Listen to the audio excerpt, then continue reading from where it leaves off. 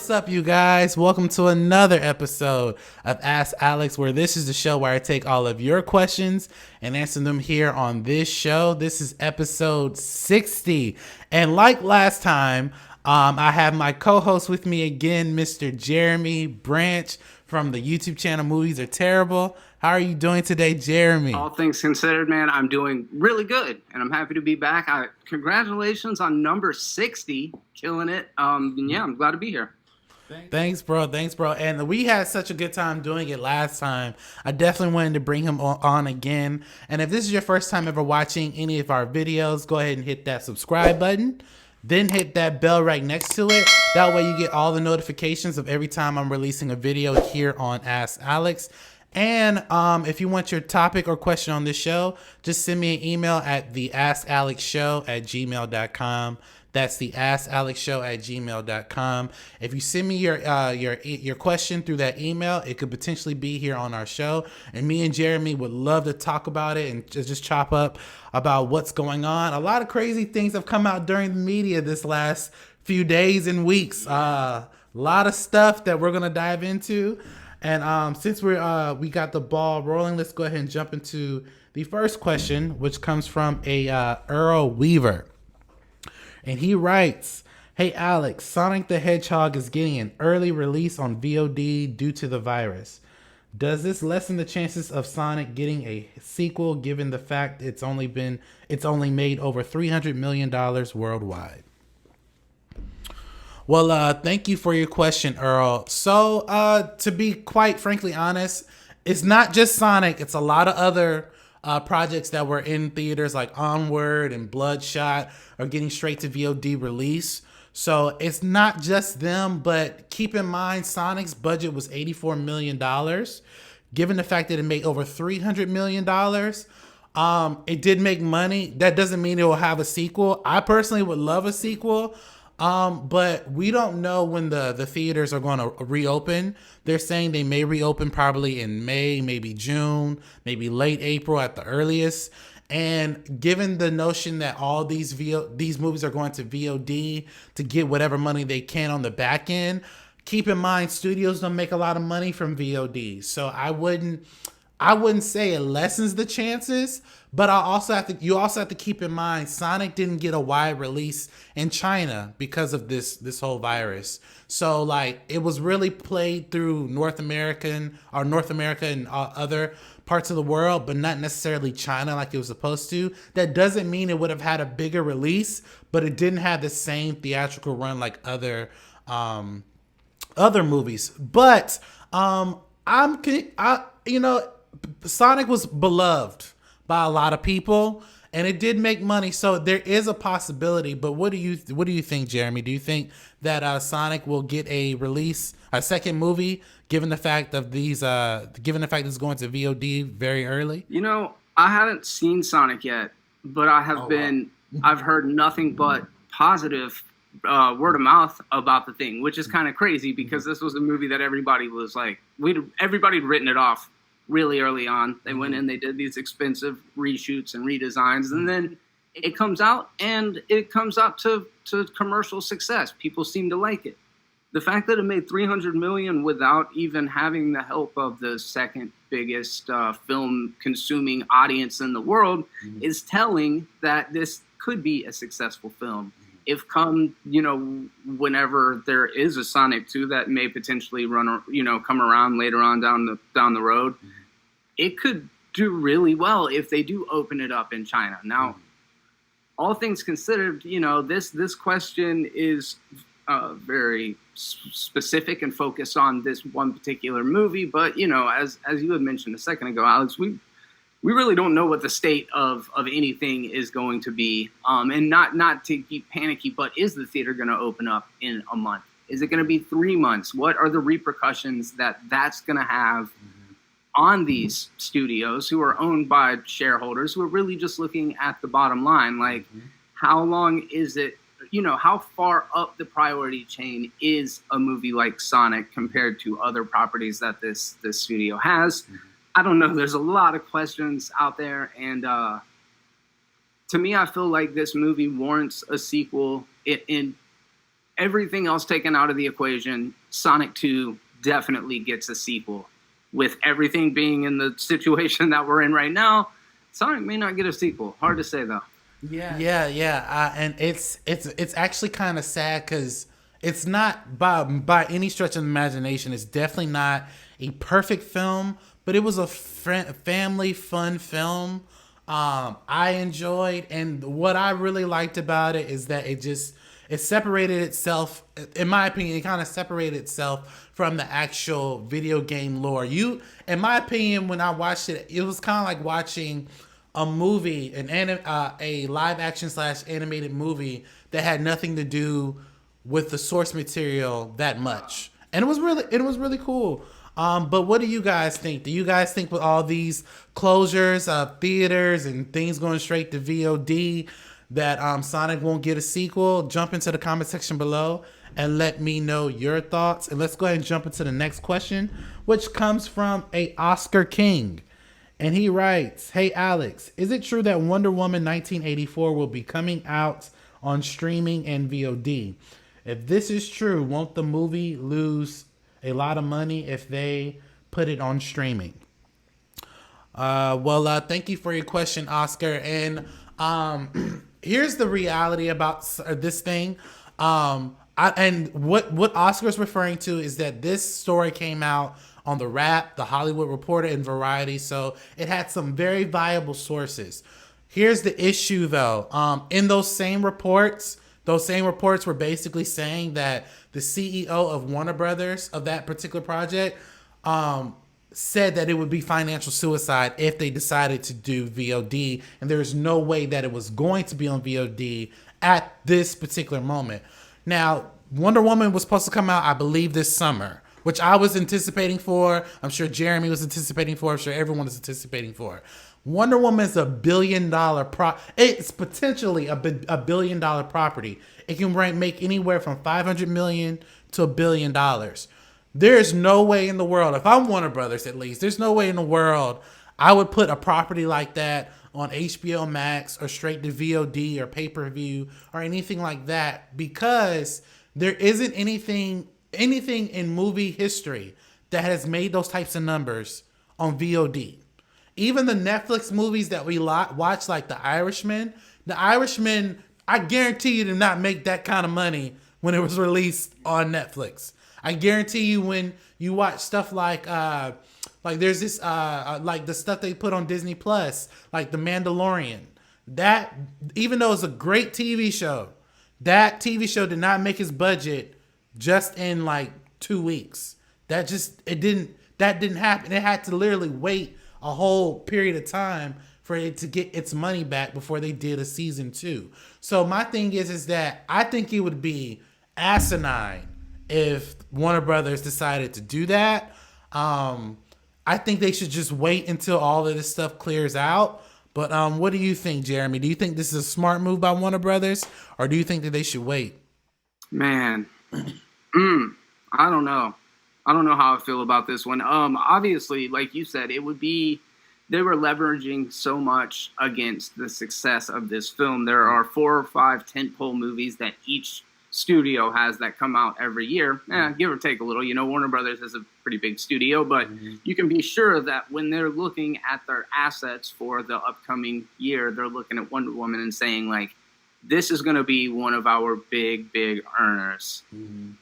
If they don't go to the theaters, they're going to lose, tens of millions of dollars. Now, the reason why I can't speak too much past that, and I don't know if somebody has some good information, I would be very, curious to hear it. But I don't know how much The Irishman made. I don't know how much The Mandalorian made. With a movie like The Irishman, you can be sure nobody's buying Joe Pesci and 90-year-old man action figures. That goes without saying. However, with something like Baby Yoda, tons and tons of the revenue that The Mandalorian generated were not necessarily off of the streaming of the property itself, rather the merchandise that goes into it.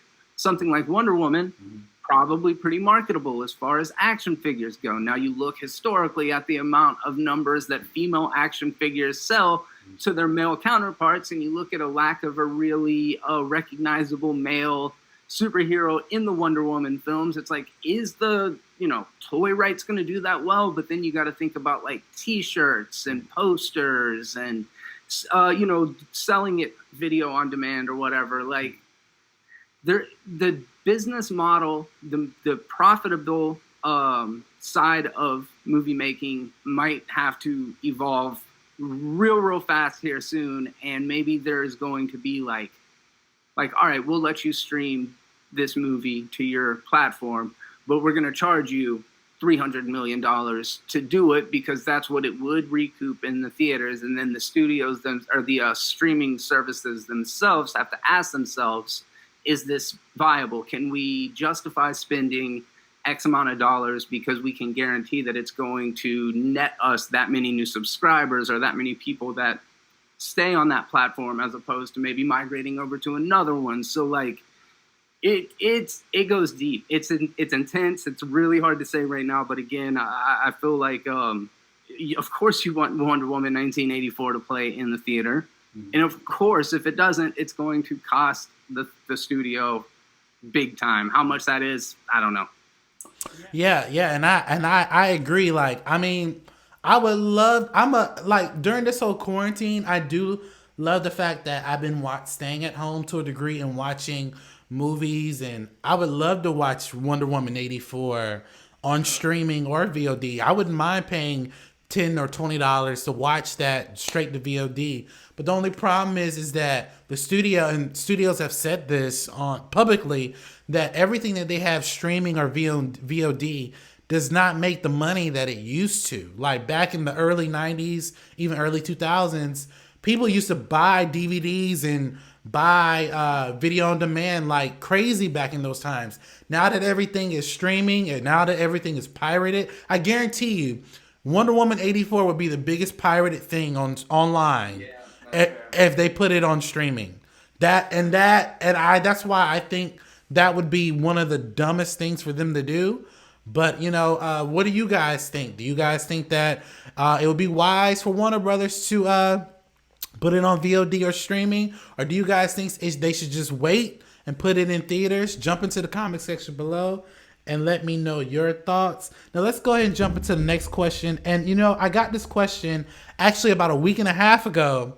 And I said I was going to address it because I really want to go in on this question. So this question comes from a Raymond Story. And he writes, "Hey, Alex, is Charlie Cox Daredevil going to be in Spider-Man 3? I mean, anything is possible since Kevin Smith said that he heard that this might happen." All right. Well, thank you for your question, Raymond. So I don't know about you, Jeremy, but for me, I really did enjoy the Netflix series. Daredevil was definitely my favorite. Luke Cage was my second favorite, and then Defenders. Jessica Jones and Iron Fist kind of lie on the sidelines for me personally. But one thing that was the biggest standout out of all of that was Daredevil. I thought each consecutive season was amazing. Now, we did get confirmation like years ago, I think in 2018 or 2017, that they canceled all their Netflix shows. Disney's going in a different direction with these characters. Now, Raymond, I'm not saying your question is asinine. I'm not even saying you have a right to bring that up. What I'm kind of like frustrated that someone like Kevin Smith would put this in the air knowing that legally Disney can't do this. Prime example, I'm just going to set the field for you guys. First of all, yes, Disney owns Daredevil, but Netflix owns the rights to the version of Daredevil. If Disney really wanted to buy those rights back, they could, but they would not spend X amount of dollars to get Charlie Cox's version of Daredevil, to put that version of Daredevil in a movie that they don't even own. Keep in mind, Spider-Man is not owned by Disney. He's connected, obviously, and they get some form of shares from each individual Spider-Man movie.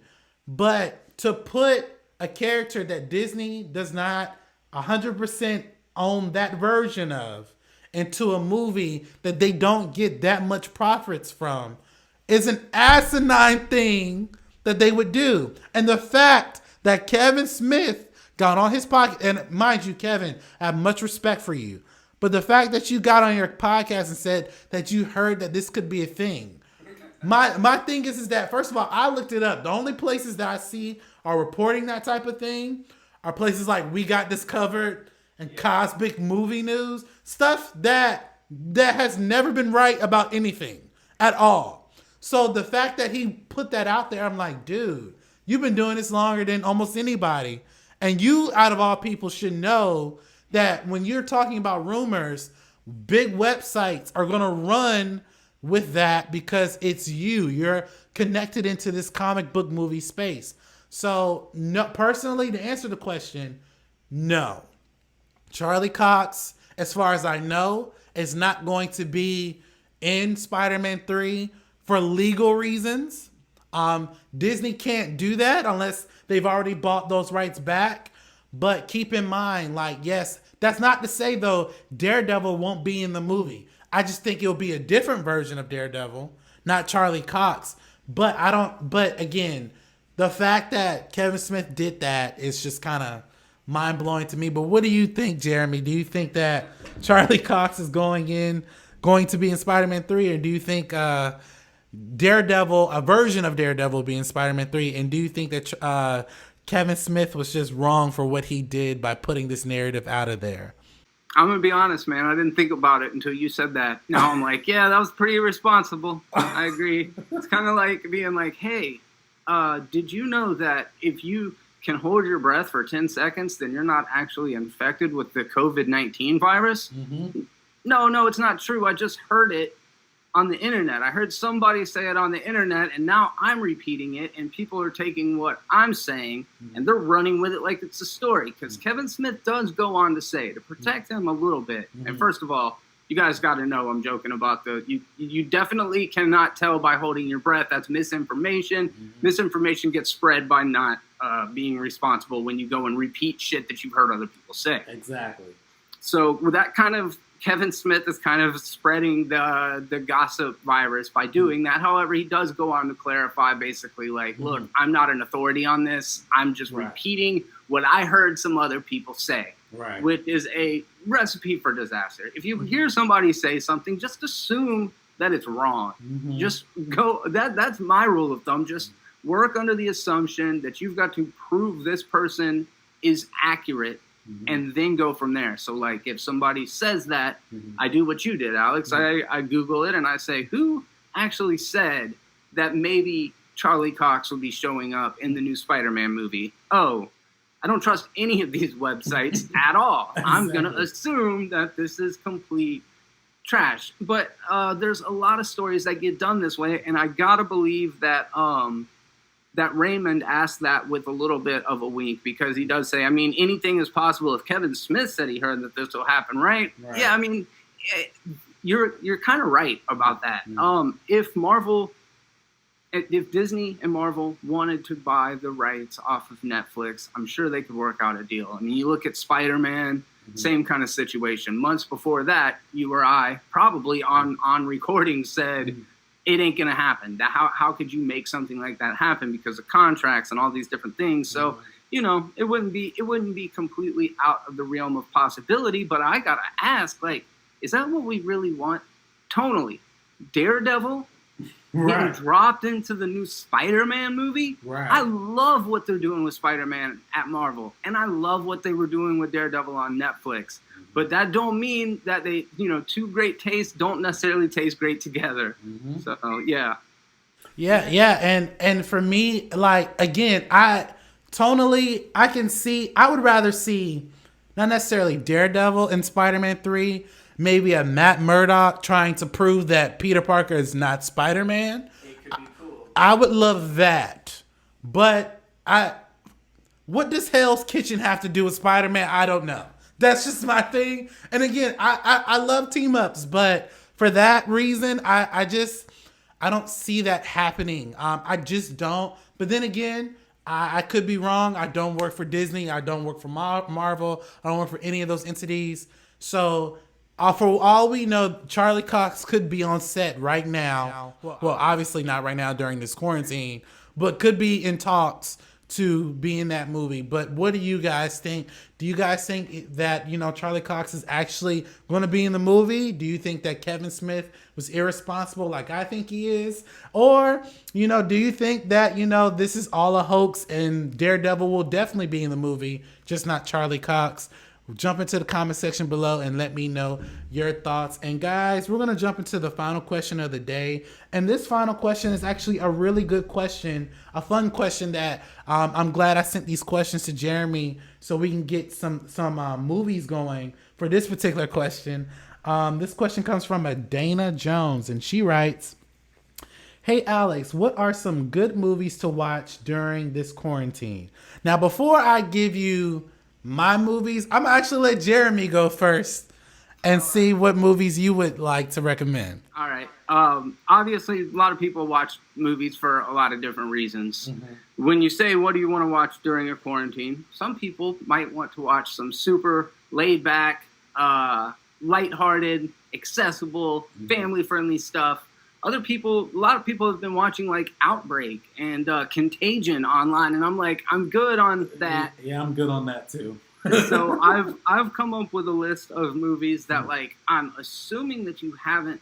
You've probably seen some of the movies on the list. I mean, I could be like, hey, did you know Avengers is on Amazon Prime? Mm-hmm. I'm guessing you probably knew that. So I'm going in a different direction and giving you suggestions for movies you probably haven't seen, but you can stream for free right now. So on Hulu, Fighting with My Family, the WWE produced movie about Paige. It features The Rock and Nick Frost as well as Florence Pugh.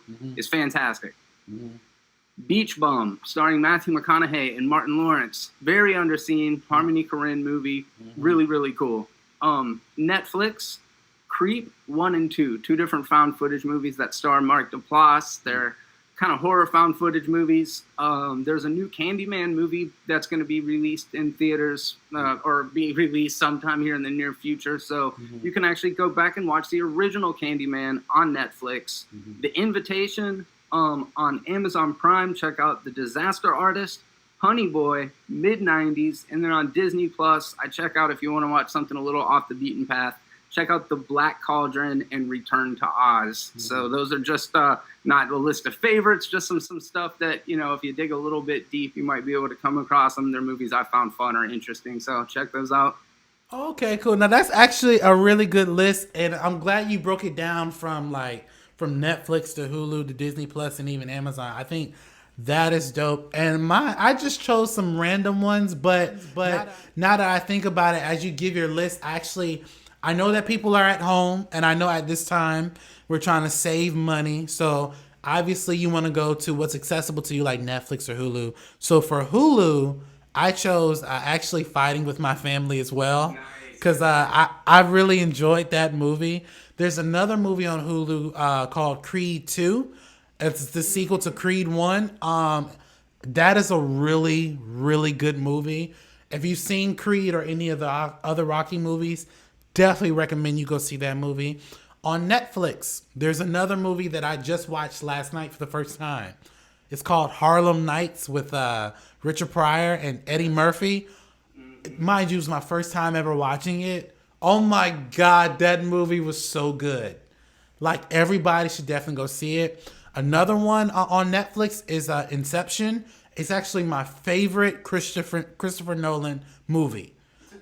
Out of all the movies that he's done, including the Dark Knight franchise, that is my favorite Christopher Nolan movie. Also on Netflix, I would also recommend watching The Dark Knight as well. I watched the trilogy about a couple days ago. I even watched Batman Begins last night as well. I'm like, he did a really good job telling the story of this particular character. So I would definitely recommend that. On Amazon, if you have Amazon Prime, I'm gonna watch it tonight. I would recommend everyone to go watch House Party. That is one of my favorite 90s movies. Every time I watch that movie, I remember exactly where I was, how old I was, and who I was with watching that movie. It's one of my favorite 90s movies of all time. It's actually one of the movies that got me inspired to do movie directing and movie stuff like that. And my last and final pick, which I believe is on Disney Plus, is Aladdin, the live action one. I really did enjoy that movie as well. It definitely different from the animated one, but definitely check that out. And and if you have kids, I recently just showed my daughter Frozen 2, so you can watch that as well. There's a lot of family friendly stuff on Disney Plus as well, so I would recommend Frozen 2 as well. But thank you guys so much for watching this episode of Ask Alex. We genuinely do appreciate you guys continuing to watch during this quarantine time. Please like, comment, and subscribe to my YouTube channel. And also, Jeremy, where can they find you on social media? Check out Jeremy Beats Terrible on Twitter. Check me out at Jeremy G Branch over on Facebook. Movies Are Terrible on YouTube. And yeah, guys, remember, it's not all doom and gloom. Things seem kind of grim right now, but I have faith in humanity, and we are going to get through this. And in the meantime, just do some stuff that makes you happy. Reach out to people you hadn't talked to in a long time. Try to spread a little bit of positivity. We could use it right now. And Alex, I really do appreciate you having me on, man. It's a nice way to break up the boredom. Yeah, and I'm glad you came back on, because I had such a good time last time. Definitely wanted to do this again. But go follow all of our social medias and stay supported. I'm not going to ask anyone to donate to my Patreon, given the fact that we are in some trying times right now. Everyone, please save your money, buy supplies, wash your hands, take care of your family, work if you can. But normally I would ask, but given the circumstances, I understand that we are in some trying times right now. So please do what you can to protect your resources. And thank you guys so much for watching this video. And as always, you have a blessed day.